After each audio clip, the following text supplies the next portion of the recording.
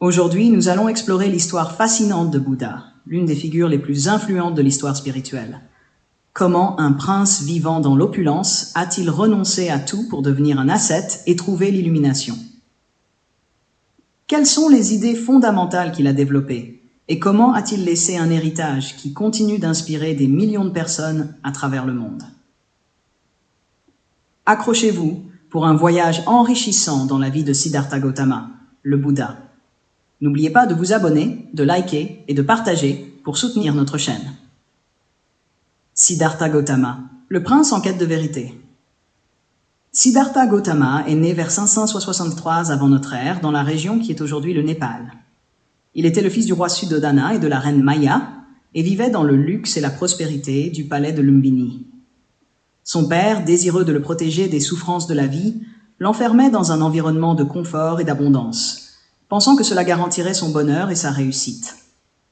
À l'âge de 29 ans, Siddhartha Gautama a fait 4 sorties en dehors des murs de son palais qui ont profondément marqué sa vision de la vie. Il a vu un vieillard, un malade, un cadavre et un moine ascétique. Ces spectacles de vieillissement, de maladie, de mort et de renoncement l'ont profondément affecté et l'ont conduit à une quête spirituelle. Le jeûne et la privation, une quête pour la vérité. Siddhartha Gautama a décidé de quitter son palais, sa famille et ses richesses pour vivre une vie d'ascèse, cherchant une réponse au mystère de la souffrance humaine. Il a embrassé la privation, le jeûne extrême et les pratiques ascétiques avec l'espoir d'atteindre l'illumination. Le jeûne et la privation étaient des moyens de transcender les désirs matériels et de purifier l'esprit. Bouddha pensait que la libération de la souffrance nécessitait un détachement complet des plaisirs terrestres. Cependant, il est rapidement devenu clair que ces pratiques extrêmes ne menaient pas à l'illumination. Après 6 ans de sévères ascèses, Gautama a compris que l'extrême ascétisme ne lui apportait pas la paix intérieure. Il a donc modéré son approche, adoptant ce qu'il appellerait plus tard le chemin du milieu, une voie équilibrée entre l'extrême luxe et l'extrême ascétisme. Les principales idées de Bouddha.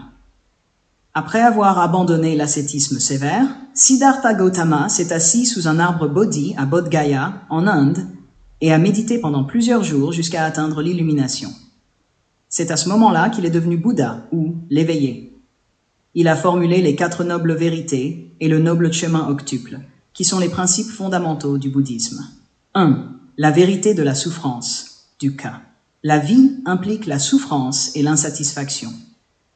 2. La vérité de l'origine de la souffrance, samudaya. La souffrance est causée par le désir et l'attachement. 3. La vérité de la cessation de la souffrance. Il est possible de mettre fin à la souffrance en éliminant le désir.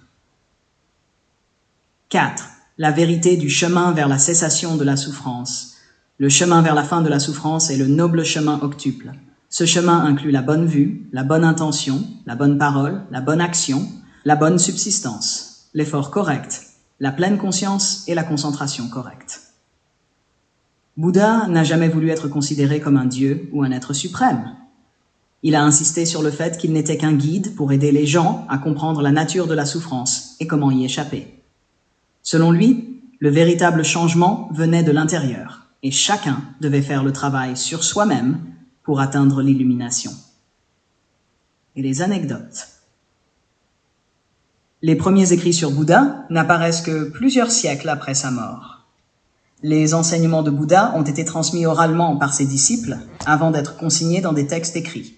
Les principales sources historiques incluent les écritures pali, les sutras en sanskrit et divers textes du canon bouddhique.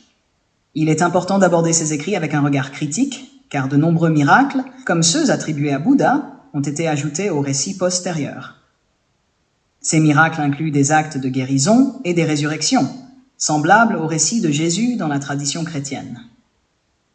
Bien que ces histoires puissent illustrer la vénération de Bouddha dans la tradition bouddhiste, elles doivent être considérées comme des embellissements légendaires. Voici quelques anecdotes fascinantes sur Bouddha. 1. L'éveil sous l'arbre Bodhi. Bouddha est resté assis sous l'arbre Bodhi pendant plusieurs jours en méditation profonde. Selon la légende, il a été tenté par Mara, le démon de l'illusion, qui a essayé de le distraire avec des visions effrayantes et séduisantes, Bouddha était imperturbable, atteignant finalement l'illumination. 2. La découverte du chemin du milieu. Avant son éveil, Bouddha a rencontré un groupe de moines ascétiques qui prônaient une vie de sévère privation. Après avoir vécu cette vie lui-même, il a réalisé que la voie extrême était inutile. Ce fut un moment clé qui l'a conduit à enseigner le chemin du milieu. La résurrection de l'oiseau. Une anecdote célèbre raconte qu'un jour, un de ses proches a accidentellement tué un oiseau. Bouddha, avec une compassion infinie, aurait ramené l'oiseau à la vie. Cet événement, attribué à des capacités miraculeuses similaires à celles de Jésus, illustre la profonde empathie et la sagesse de Bouddha, bien que ces miracles soient des éléments légendaires ajoutés à sa biographie au fil du temps. La réincarnation selon Bouddha. Concernant la réincarnation, Bouddha enseignait que la vie est un cycle de renaissance et de mort, connu sous le nom de samsara. Selon les écrits, il croyait que la réincarnation est déterminée par les actions, karma et les désirs accumulés au cours des vies précédentes. L'objectif ultime est d'échapper à ce cycle par l'atteinte du nirvana, un état de libération et de paix éternelle. Les textes bouddhistes, tels que les sutras et les écritures pali, décrivent cette vision du cycle de la vie et de la mort, et les efforts nécessaires pour atteindre l'illumination et sortir de la roue de la réincarnation. Ces écrits nous rappellent que la quête de Bouddha n'était pas seulement une recherche de vérité personnelle, mais aussi un guide pour aider les autres à trouver leur propre voie vers la libération. Conclusion, Siddhartha Gautama, devenu Bouddha, a changé la manière dont nous comprenons la souffrance et la voie vers la libération. Sa quête pour la vérité, ses enseignements fondamentaux et ses pratiques novatrices ont jeté les bases du bouddhisme, une tradition qui continue d'influencer la vie de millions de personnes dans le monde entier. Bouddha nous rappelle que la paix intérieure et la sagesse sont accessibles à tous, indépendamment des circonstances extérieures. Merci d'avoir regardé cette vidéo. Si vous avez trouvé cette biographie enrichissante, n'oubliez pas de vous abonner, de liker et de commenter. À très bientôt pour d'autres découvertes inspirantes de l'histoire.